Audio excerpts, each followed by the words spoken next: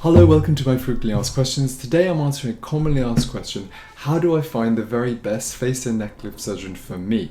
So in answering this question, we're going to talk about a number of different things. First of all, what are the right credentials? What is board certification and what do those qualifications mean? Secondly, what is experience? What experience is really going to make the difference? There's a degree of artistry in this surgery, and so we'll talk about the artistry. Detail orientation. What are the details in your face that are going to be important to get the best results?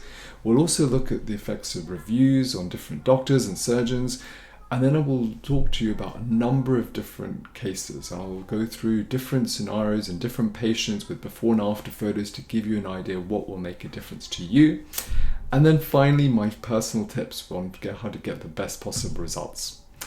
So first of all, my name's Dr. Julian Silva. I'm a London-based oculofacial, cosmetic and plastic surgeon, and face and neck lift surgery is surgery that I do every week for my patients, and I'm committed to give my patients the very best results, which means continually improving your techniques in order to give your patients those results. Now, the information contained in this video is really for your education and entertainment. It cannot be the same as having a consultation in person, because of course that is different. So first of all, what are the right credentials? Well, a lot is made out of different credentials and board certification, particularly in the US. And there's a number of different specialties that actually perform face and neck lift procedures. Oculofacial plastic surgery, which stems from ophthalmology, general plastic surgeons and plastic surgery, ENT doctors and facial plastic surgeons, and then finally maxillary facial surgeons whose original training is in dentistry. And now all of these groups of surgeons provide face and neck lift surgery. However, some specialize more in certain aspects like the face. Other surgeons may complete surgery on the entire body. And so that is where the different board certification lies. It could be in ophthalmology, plastic surgery, ENT, or dentistry. Now, in addition to training, there's fellowship training where surgeons may visit other surgeons and doctors to gain other skills. Personally, I visited surgeons in Los Angeles and Beverly Hills. I also then spent time in Manhattan and New York, and that gave me the greatest foundation for what I do for my patients every day. Doctors also publish articles in research, in magazines, and can win different awards based on this.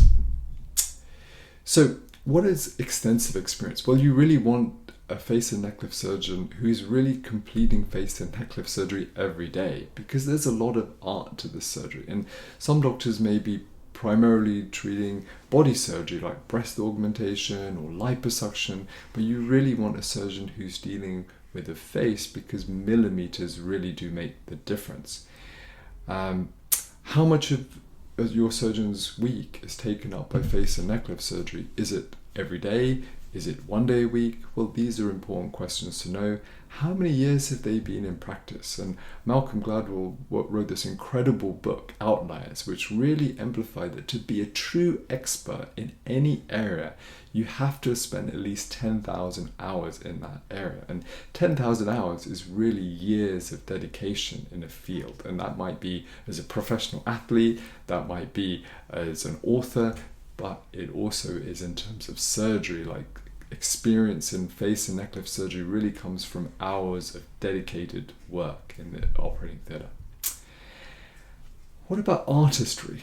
Well, although there are many different types of face and neck lift surgery, there isn't really one treatment that will holistically fit everyone. And so every face needs to be evaluated and assessed and given the treatment that's best for that person. Now, for example, some patients may have more loose skin and they need more loose skin taking away.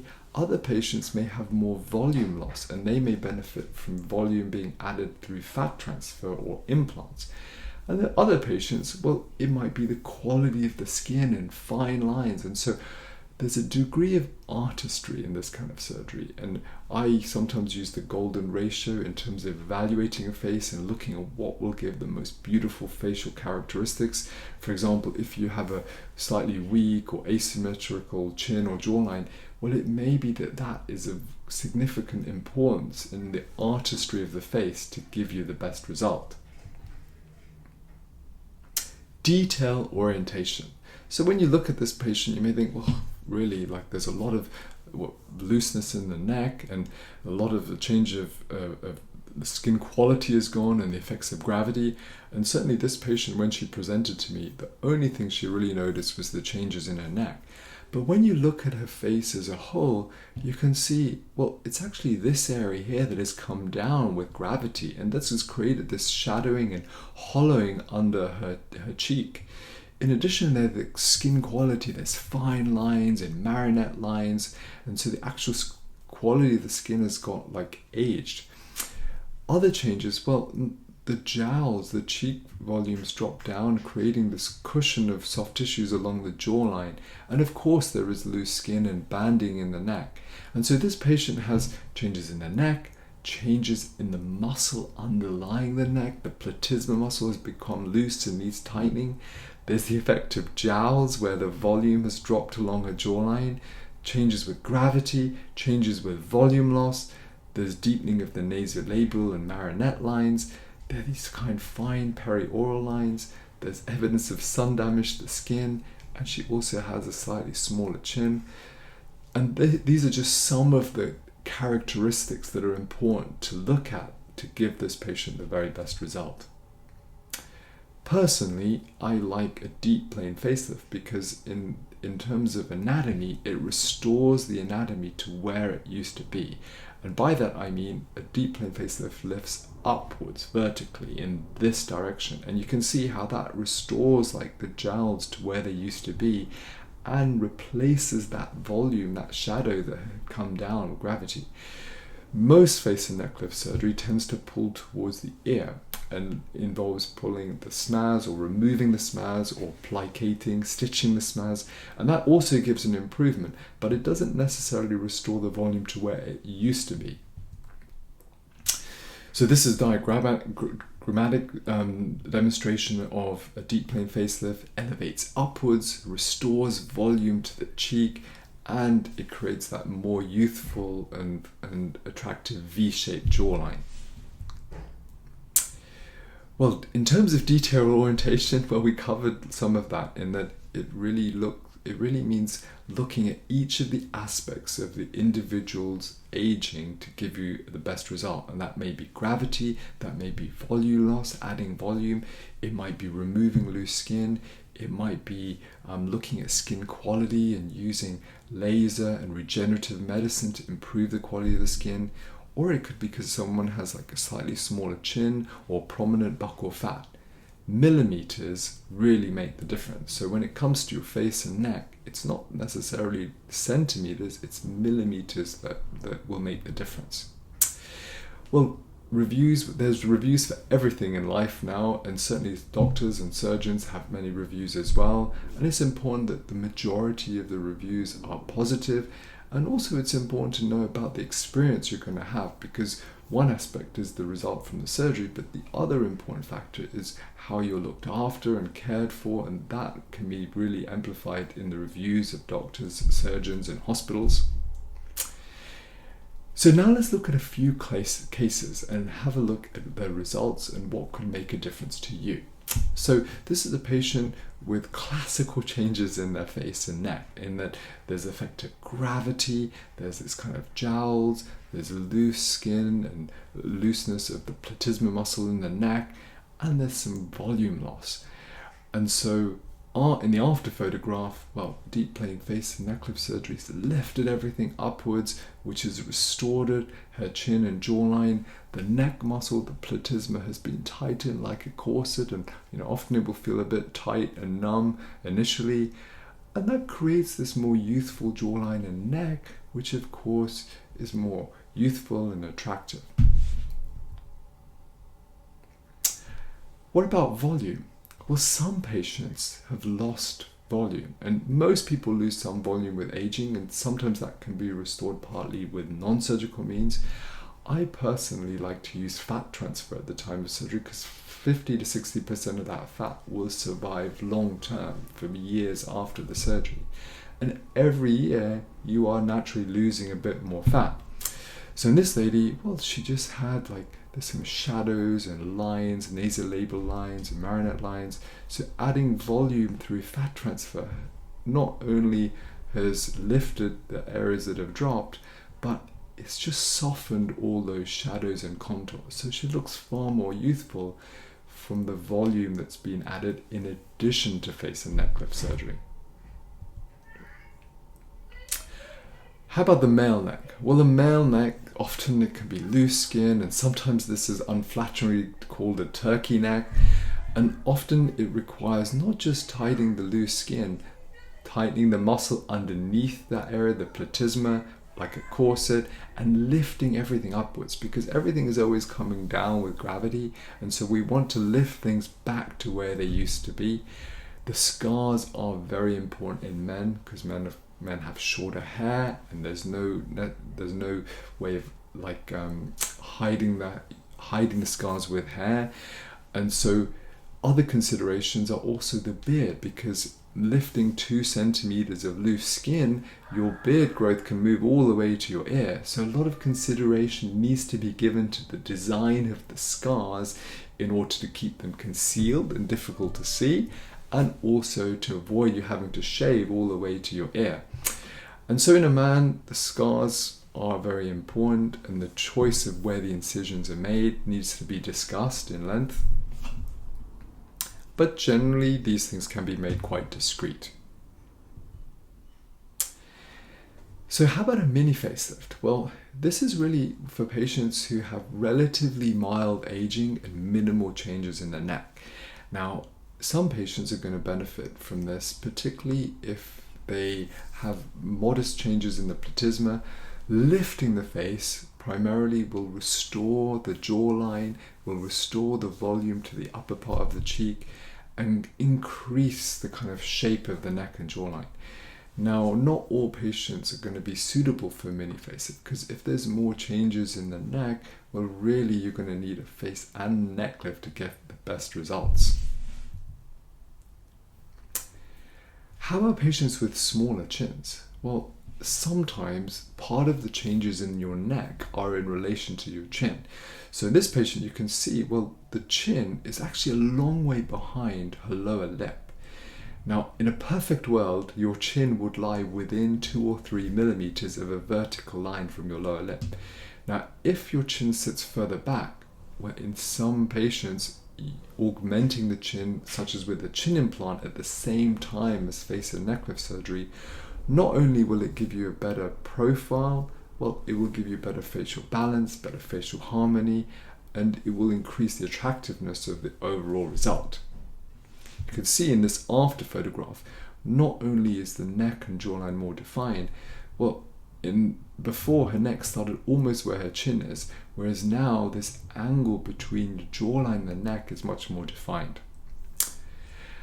So the 6th case we're looking at is skin quality. Now you can see this patient has lots of fine lines and wrinkles in multiple areas around the mouth, and really this needs to be looked at the same time as face and neck lift surgery. And I have a state-of-the-art laser, and I use that to refine and polish the skin, and combining that with other treatments like platelet-rich plasma, radiofrequency, you can really improve these lines significantly. Often it's very difficult to completely remove these lines because they are quite resistant to treatment, and there is a proportion of patients who will need maybe a second treatment with laser, but often one treatment will give a really good improvement alone. How about patients with lots of multiple lines? And multiple lines is often multifactorial. And so one aspect is lifting the areas, and face and neck lift will absolutely help with that. Other aspects are deep plane facelifting, because that restores the natural volume to where it used to be. Augmenting the result with fat transfer, restoring some of the volume that's lost. I also use a technique called nanofat, where the fat is further filtered into very, very fine fat, and that can be injected into the deeper lines. And then finally, combining that with laser, platelet-rich plasma, and radiofrequency, that can improve the overall result significantly. What about ethnicity? Well, ethnic skin you have to be quite concerned about scarring. And so there's a small proportion of people, about 1% of the population, that can be prone to keloid scarring. And keloid scarring is where, rather than the scar healing as a fine line, a scar can grow. And so in order to prevent that, one has to be very meticulous with technique in positioning the scar and hiding the scar. In patients who have more ethnic skin, it's important to discuss scars, because although scars can be made discreet, no scars are truly invisible, and so that needs to be discussed in terms of patients' expectations. Sometimes scars can be hidden. Now, in this lady, there were no scars in front of the ear. I hid the scars partly under her neck and behind her ear in order to conceal the scars, because that was very important for her. In other patients, it may be possible to do slight variations of the surgery in order to conceal the scars. Some patients, such as this gentleman, really are going to benefit from a kind of multifaceted approach, and that means really looking at different elements of the face and improving those. So this gentleman, well, he did have a droopy eyelid and puffiness around the eyes and loose skin, and so eyelid surgery, brow lift surgery, ptosis repair, these were really important to give this patient the very best result. And so it's often important with patients with facial aging who are looking to have face and neck lift surgery to look at the other aspects of the face, because those are also going to be very important in the overall result. So finally, what are my tips in terms of face and neck lift surgery? Well, surgeons often differ in their style and their artistry, and so you want to find a surgeon that has the kind of results that you're looking for. My personal feelings, I like natural results. I like patients to look like they were 8 to 10 years before. I like patients to look refreshed, but not too much change, that they look like they've had surgery. I ask patients to bring an old photograph so I can look at customizing the surgery to how they used to look. And everyone has slightly different characteristics. Some patients have very open eyes, some patients have fuller faces, and so we really want to look at how you used to look in order to not go too far away from that, because most people like how they used to look. Cost versus quality. Well, the surgery that I've been describing to you really takes hours, and face and neck lift surgery really is a procedure that takes 4 to 5 hours. It's very difficult to do it in 1.5 to 2 hours, and so if the surgery is being done very quickly, well, the cost may be very small, but ultimately you're not having the same kind of surgery. In terms of face and neck lift surgery, you really want to do this once, have the very best results and the best healing, and sometimes that's going to come with spending extra time in the operating theatre in order to give that best result. There's a lot of terminology thrown around about non-surgical facelifts, using non-surgical facelift being fillers, ultrasound, thread lifts.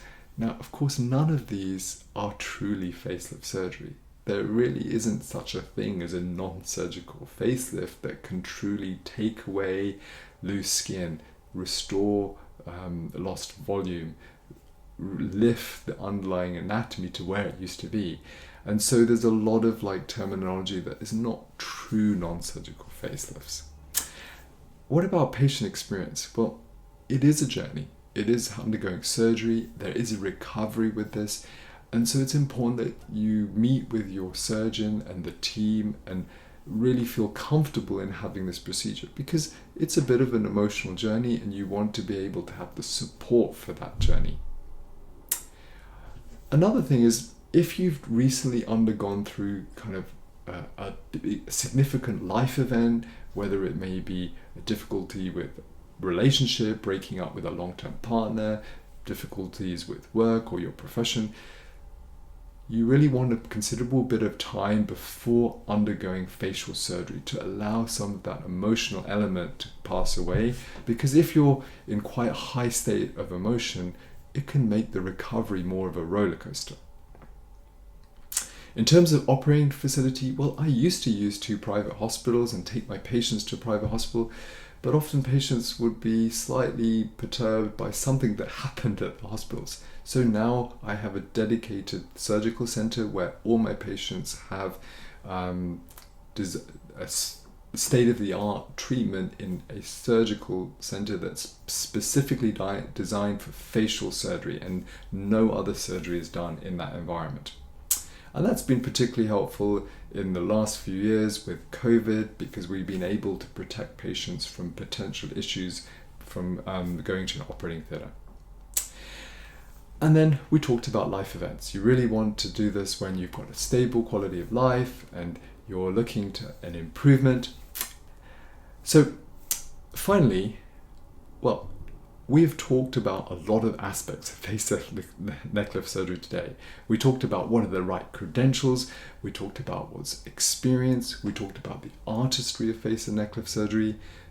I went through some of the important details when analyzing your face to give you the best results. We talked about reviews. We went through a number of different cases, and those cases and their application to what will give those patients the best results. And finally, I gave you my personal tips in terms of finding the right surgeon for you. I do hope this information has been helpful for you. If you have any other questions or comments, please do not hesitate to contact me. Thank you for watching.